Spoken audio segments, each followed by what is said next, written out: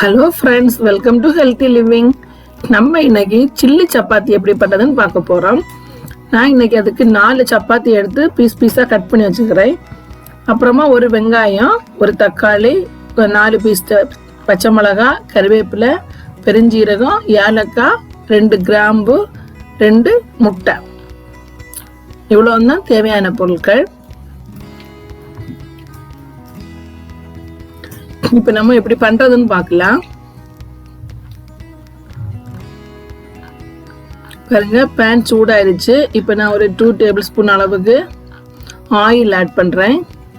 First நம்ம எக்கை தனியா ஃப்ரை பண்ணி எடுத்து வைக்கலாம்.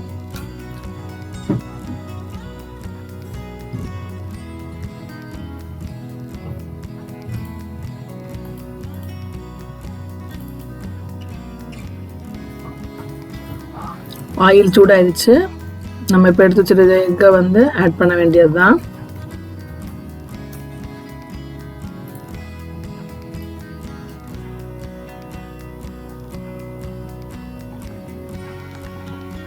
தேவையான அளவு உப்பு நம்ம இந்த முட்டையிலேயே சேர்த்துறோம். முட்டைக்கு தேவையான அளவு உப்பு.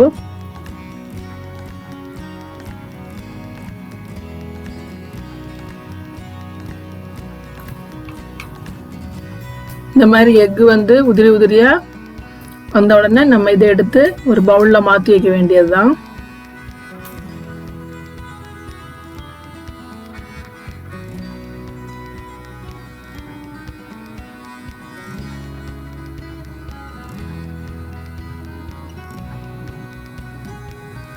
அப்புறமா இன்னும் 2 டேபிள் ஸ்பூன் அளவுக்கு ஆயில் ஆட் பண்ணி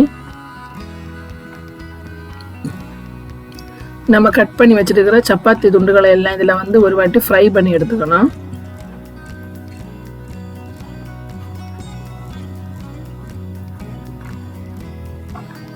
இந்த மாதிரி எல்லா சப்பாத்தியும் கொஞ்சம் ஒரு 50% ஃப்ரை ஆகிற ஸ்டேஜில் நம்ம இது பண்ணிக்கலாம்.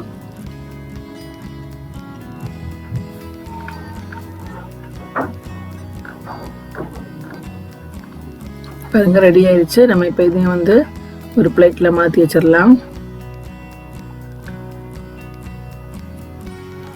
இப்போ 2 டேபிள் ஸ்பூன் அளவுக்கு திரும்ப ஆயில் சேர்த்து நம்ம எடுத்து வச்சிருக்கிற பெருங்காயம், பட்டை, ஏலக்காய், கிராம்பு இதெல்லாம் ஆட் பண்ணணும்.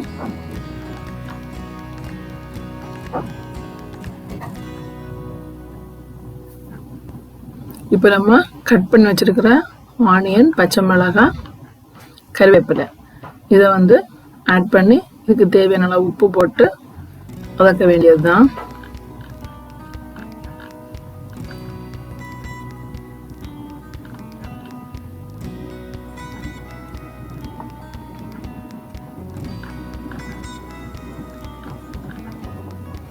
இப்போ நம்ம கட் பண்ணி வச்சிருக்க தக்காளி இதுல ஆட் பண்றோம்.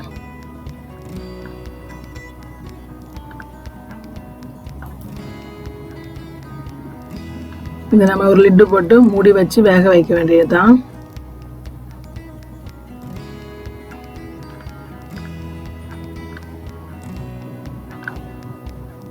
பாருங்க, இப்ப தக்காளி எல்லாம் ஓரளவு குக் ஆயிடுச்சு.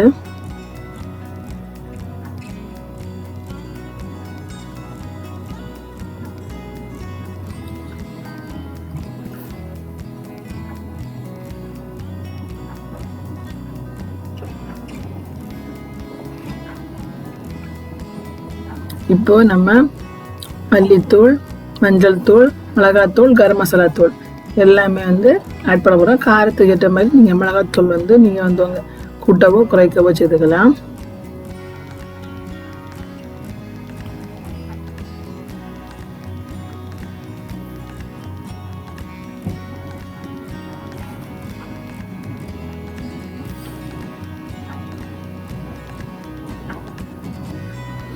ஒரு வாட்டி நல்லா கலந்து விட்டு கொஞ்சமா தண்ணி சேர்த்து இதை குக் பண்ண வேண்டியதுதான்.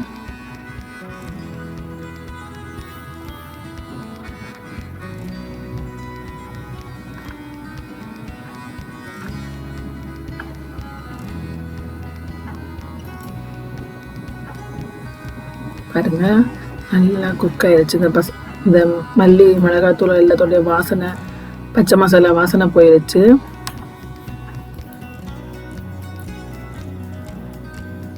இந்த ஸ்டேஜில் நம்ம வந்து ஃப்ரை பண்ணி வச்சுருக்கோம்ல சப்பாத்தி, அதை வந்து இதில் நம்ம இப்போ ஆட் பண்ணணும்.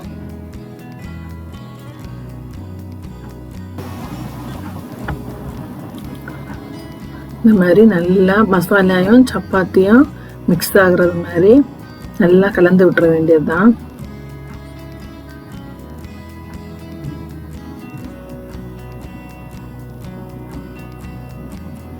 இப்போ நம்ம வந்து ஃப்ரை பண்ணி வச்சுருக்கிற எக்கையும் இது கூட ஆட் பண்ணுறேன்.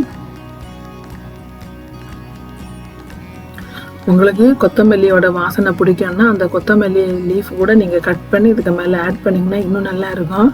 ஆனால் வந்து எனக்கு கொத்தமல்லி டேஸ்ட்டு பிடிக்காது, அதனால் நான் அதை ஸ்கிப் பண்ணிட்டேன்.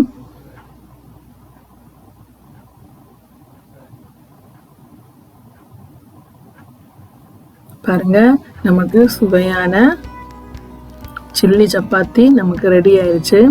இந்த மாதிரி நீங்கள் பண்ணி கொடுத்தீங்கன்னா நம்ம வீட்டில் உள்ள பெரியவங்க அப்புறமா சின்ன பிள்ளைங்க எல்லாம் விரும்பி சாப்பிடுவாங்க.